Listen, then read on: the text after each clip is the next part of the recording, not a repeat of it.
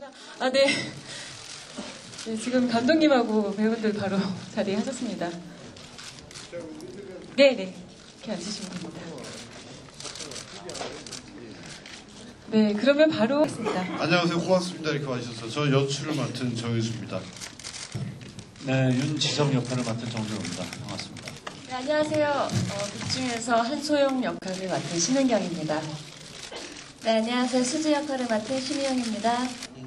어쩌다 보니까 이제 비슷할 소재일 수 있는 영화 세 개를 연속 연출했는데 완결편이라는 말은 옳지 않고요. 당분간 계속 많은 소재가 있는데 이것만 갖고 붙잡고 늘어지고 싶진 않아서 이제 완결이라는 말을 쓴 것 같은데, 사랑이나 결혼이나 행복에 관한 이야기는 우리 늘상 예를 들어서 술안주거리가 됐건 누가 모여도 제일 많이 하는 얘기 같아요. 그래서 그런 얘기를 연속하게 된 거고, 요번 얘기 그런 공통성이 있는 쭉 그 세 가지 얘기 중에 요번 얘기에서는 특별히 묵은 사랑과 새로운 사랑, 그러니까 열정이 끓어오르는 사랑, 그리고 열정이라고 착각할 수 있는 사랑, 혹은 아주 열정적인 사랑과 그것들이 변질됐더라도 그 사랑의 좋은 사랑의 사랑의 본질은 변하지 않잖아요. 그래서 그동안 켜켜이 쌓여왔던 정, 또 같이 꿈꿔왔던 미래, 그리고 같이 쌓아 올렸던 여러 가지들이 의리, 또 우정처럼, 그리고 또 여전히 또 애정으로 남아있는 그런 두 종류의 사랑에 대해서 얘기를 하고 싶었어요. 그러니까 어느 시절 나는 열정을 사랑이라고 착각하지 않았던가 하는 것에 대한 이야기라고 보시면 되고, 그 어떤 것이든 간에 당신이 더 소중하다고 생각하는 것에 대해서 책임을 지고, 또 그 어느 쪽이든 상처받을 것이 존재한다는 그런 씁쓸함 또 알고 사랑을 하시라는 그런 얘기입니다. 저부터 대답을 할까요, 그러면? 저는 그 결혼제도에 대해서 근본적으로 잘못됐다, 잘됐다에 대한 어떤 제 견해나 이런 혹은 그런 재단을 할 만한 그런 입장은 아니에요. 그런 건 아니고, 결혼제도라고 하는 것도 인간이 이제 같이 인간다운 삶을 하게 되면서 서로를 보장해주고 또 인간답게 살 수 있도록 만들어진 제도인데, 그것들이 만들어질 때보다 지금 세상이 훨씬 더 많이 분화되었다는 거죠. 그건 예전 작품 할 때도 했던 얘기인데, 사람들 관계는 더 복잡해지고 또 사람들의 또 욕망도 더 훨씬 표현도 자유로워지고 더 여러 가지 생각들이 더 복잡해진 이런 가운데서 과연 그게 진리인 것처럼, 혹은 우리는 그것이 어떤 사람은 그 안에서 안정감을 얻기도 하지만 어떤 사람은 그것 때문에 불편하기도 한 이런 것들에 대해서 한 번도 그것을 변화시키고자, 혹은 아니면 그게 지금 이 사회에 어울리는 제도인가, 혹은 그것이 배타적으로 그렇지 않은 사람들을 오히려 마치 아웃사이더처럼 바깥으로 내모는 것이 아닌가, 이런 근본적인 질문을 해보지 않고 하는 경우도 많고, 또 많은 결혼 이후에 많은 것들이 원래 그것이 만들어졌을 때 본래 의미를 상실하고 껍데기만 나왔는데도 그걸 가지고 숭상하는 그런 오리를 범하고 있지 않느냐는 얘기를 좀 하고 싶은 거죠. 그러니까 누구든 자기 행복을 위해서 이런저런 선택을 할 수가 있는데, 그것이 혹시 당신을 불행하게 할 수도 있지 않겠느냐, 아니면 자기가 본질적으로 자신을 행복하게 할 줄 아는 방법을 모르면서 결혼을 탓하고 있는 것은 아닌지라고 하는 질문을 하고 싶은 거였던 것 같아요. 그래서 제가 결혼제도를 근본적으로 반대한다기보다는 결혼제도가 잘 맞는지, 이 사회에, 그리고 나에게 맞는지, 그리고 다른 사람의 삶에 대해서 색안경을 끼고 보게 하지는 않는지, 그런 다양성에 대한 질문을 좀 하고 싶었습니다. 예.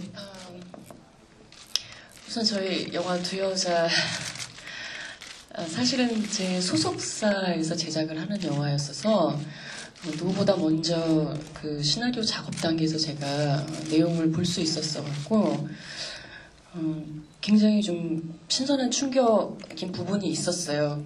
저도 여자이기 때문에 제가 사랑하는 남자의 여자를 어떤 식으로 접근을 하게 될까라는 부분이 굉장히 신선한 충격이 있었어서 아, 이 영화 잘 만들면 되게 좋은 영화가 될 수도 있겠다라는 생각이 들었었는데 중요한 거는 이제 이 두 여자가 사랑하게 되는 그 한 남자가 굉장히 중요하다고 생각을 했고 또 만드시는 분들도 그렇게 생각을 하셨던 것 같아요. 그랬는데 워낙에 이제 정준호 선배님께서 워낙 바쁘신데도 불구하고 제가 시나리오를 봤을 때는 그 누구보다도 저는 딱 한 번밖에 떠오르질 않더라고요. 그래서 이제 연락을 드려서 이 시나리오 한번 봐주세요 했는데 그 드라마 마무리 단계에 계셨어갖고 굉장히 바쁘신 걸로 알고 있었는데도 읽어보시고서 곧바로 답을 주셨어요.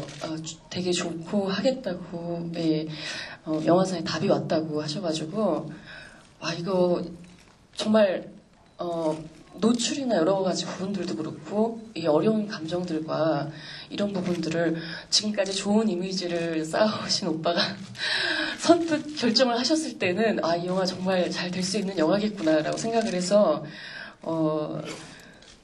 뭐 한번 모든 걸 다 던져서 한번 해볼 만큼의 그만큼 작품이 될 수 있겠다라고 생각했고 이제 독하다고 느끼신 그런 부분은 독하서가 아니고 제 생각인데 이 여자가 왜 자신의 남자의 여자에 대해서 계속해서 그 궁금증과 깊이 계속 빠져들어가는 이유가 뭘까라고 생각을 해봤는데 너무나 모든 게 완벽해요. 일도 사랑도 그러니까 남편까지도 완벽하고 그렇기 때문에 놀 수가 없는 거거든요. 그런 부분들은. 그래서 그 놀 수 없는 부분들 때문에 쉽게 포기하면 되겠지만 그렇지 못하기 때문에 자꾸자꾸 빠져드는 그런 느낌이 많이 들었었어요. 그래서 그런 부분들을 좀 표현을 해보고 싶었는데 그 상황 자체가 강할 뿐 저는 독하게 하지 않았다고 생각을 하거든요. 조금만 다시 생각해봐 주세요. 예, 저도 우선은 시나리오를 무척 재밌게 읽었었어요. 시나리오 되게 재밌게 읽었었고, 이제 맡게 되는 수지라는 역할이 되게 다양한 모습을 이번 기회에는 정말 제대로 보여줄 수 있겠구나라는 거를 저는 느꼈었거든요. 그래서 이제 또 역할에 대해 분석하고 하면서 내가 수지라는 역할을 정말로 이번에 아주 잘 해낸다면 앞으로는 그 어떤 캐릭터를 맡아도 난 더 잘할 수 있어, 뭐든지 할 수 있어라는 되게 자신감을 불러일으키는 역할이었었어요. 그랬기 때문에 저도 이제 수지라는 역할을 결정하는 데 있어서 한치의 망설임도 없었고 어떻게 하면 조금 더 내가 더 언니나 오빠한테 해를 끼치지 않고 이렇게 좋은 작품을 완성하는 데 도움이 될 수 있을까 거기에 되게 많이 고민했었던 것 같아요. 네, 제가 먼저 말씀드리겠습니다. 그 영화 속의 노출 장면은 영화 스토리 속의 한 부분이었고요. 부부 간의 사랑을 표현하는 데 있어서는 이건 절대적으로 필요하다. 그래서 그 내용성에 우리가 빠져들어서 연기를 한 거라고 보시면 될 것 같아요. 그걸 위해서 이 영화를 한 건 아니니까. 그러니까 당연히 부부 생활 얘기를 하다 보면 당연히 그런 육체적인 사랑이 나오게 되고 또 그 육체적인 사랑을 표현하기 위해서는 우리가 이 거칠의 모습을 벗어내야 되지 않겠느냐. 진솔하고 담백하게 표현을 할 때 관객들도 공감할 것이고 이 내용을 충분히 이해할 거라고 생각을 한다라고 생각했기 때문에 여기 계신 두 배우분들도 그렇고 감독님도 그렇고 그 씬을 찍는데 전혀 부담 없이 물론 뭐 스트레스나 좀 그런 부담감은 있었지만 영화 속에 푹 빠져서 한 3개월 동안은 전혀 그런 거에 대한 부담감은 없었어요. 그리고 뭐 실제로도 뭐 결혼 생활을 하는 사람들한테는 다 그런 부분을 이해할 거라고 생각을 했기 때문에 시나리오를 처음 봤을 때 그 부분 때문에 저희 매니저들도 형님 진짜 하기로 하셨습니까? 이렇게 물어볼 정도로 아마 매니저들도 형님이 이런 영화를 안 하셨었는데 왜 갑자기 영화를 하신다고 그럴까? 근데 저한테도 그런 그런 부부간의 사랑 그 스토리에 푹 빠져서 뭐 이렇게 한 장 한 장을 넘겨가면서 벌써 한 시나리오를 읽었던 기억이 납니다. 단시간 내에. 그만큼 그 사랑이 우리가 살아가면서 이런 스토리에 빠져들 수 있겠구나. 그래서 그래 뭐 현실에서는 못하는 이런 바람도 영화 속에서나 실컷 한번 펴보자. 그렇기 때문에 결혼을 바라보는 시각, 감독님 말씀하셨지만, 그리고 남자들이 바람을 핀다. 내 남편만큼은 바람 피지 않을 것 같고 정말 100점짜리 남편이고 뭐든지 자상하고 뭐든지 잘하는 내 남편만큼은 절대로 다른 여자 안 만날 거야 라고 했던 그 소영의 마음을 이 영화를 찍어가면서 남자들의 그 책임감과 또 그런 여러 가지 상황이 닥쳤을 때 어떻게 잘 이겨내야 된다라는 거를 뭐 영화 결말은 이거하고 틀리지만 제 인생을 볼 때는 그런 걸 많이 느끼고 또 이렇게 영화를 찍었던 것 같습니다. 답변이 됐나요? 그 지석을 왜 굳이 죽게 했냐고 질문하셨죠? 그 지석이라는 사람 입장에서 보고 또 여자라는 사람 입장에서 한번 볼게요. 지석이라는 사람 입장에서 봤을 때는 세상에 남자들의 판타지예요, 사실은. 솔직히 말하자면 정말 자기가 사랑하는 사람과 사랑을 하게 되고, 근데 왜 세상에 얻어지는 것 중에 대가를 치르지 않는 게 어디 있습니까? 그것 때문에 굉장히 많은 고통과 대가들을 치른단 말이죠. 근데 그 전장에서도 마찬가지지만 그런 대가에도 불구하고 이렇게 사랑이라고 하는 번개를 맞고 그런 사고를 어느 날 당하게 되는 건데, 지석 입장에서는 살아있는 게 어느 순간부터인가 자기 그런 것들이 집으로 다가오고 굉장히 힘든 순간들을 맞았을 거라고 생각해요. 그걸 지고 있는 것 자체가. 근데 마지막에 결과적으로는 그렇게 누구에겐가 그 사람의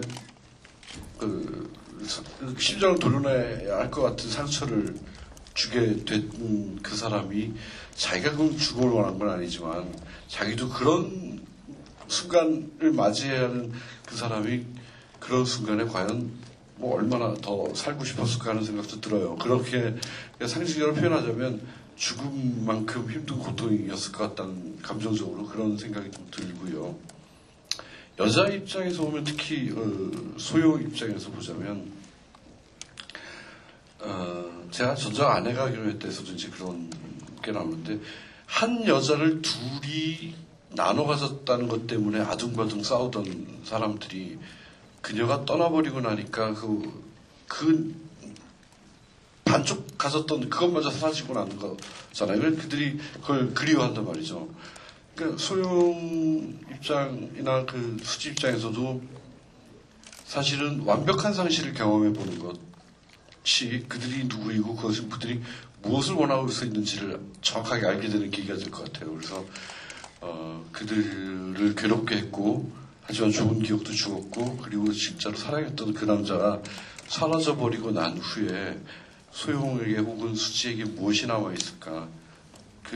소용하고 수지한테 남아있는 건 그들 아프게 했던 기억이 오히려 그들을 연결시켜주는, 아이러니하게도 그런 끈이 되어서 그들이 수소를 맞잡게 되는 일까지 가잖아요. 결국은 내게 있어서 완벽한 상실이 뭔가를 경험하기 위해서는 아마 남자가 죽었어야 하지 않을까 하는 생각이 들어요. 그러니까 결국은 내가 내 행복을 위해서 누구 핑계를 댄단 말이죠. 그동안 지석이가 다 해줬단 말이죠. 그동안 또 수지 같은 경우는 사랑이 다인 줄 알고 살았단 말이죠. 근데 그게 아니란 말이죠, 삶은. 그들이 둘이 남아서 그 여자 둘이 앞으로 지석이 남기고 간 선물을 가지고 또 어떻게 할 것인가를 궁금하잖아요. 그런 측면에서 영화적으로 그냥 지석이 완벽하게, 이 두 여자가 지석을 완벽하게 상실해야 되지 않을까 이런 생각을 했습니다.